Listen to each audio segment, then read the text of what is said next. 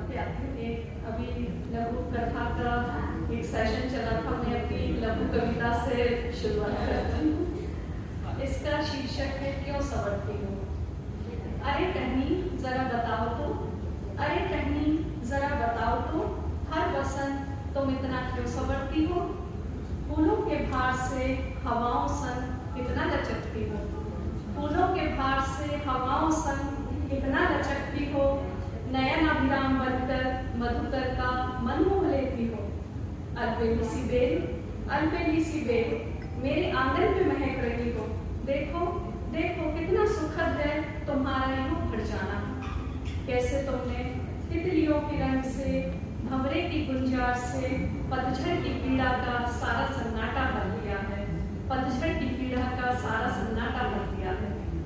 तो ये थी क्यों संवरती हो। क्यों संवरती हो जो कविता है, इसी से मैंने जो तीसरा संग्रह है उसका नाम पढ़ा, उस किताब का नाम क्यों संवरती हो है। और एक कविता है, ये है माँ लाती है बसंत। माँ थाली में राई को कुछ ऐसी कला से बीनती है।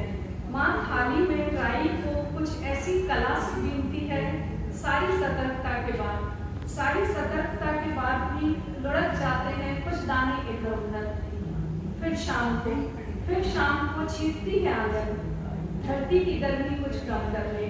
शाम को छींटती है आंगन, धरती की गर्मी कुछ कम कर ले।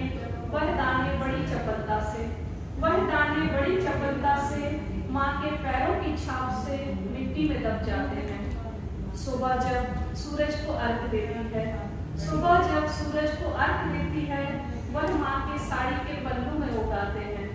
मैं माँ की गोद में सिर रखती हूँ, मैं माँ की गोद में सिर रखती हूँ। वहाँ बसंत होता है, माँ बसंत लाती है।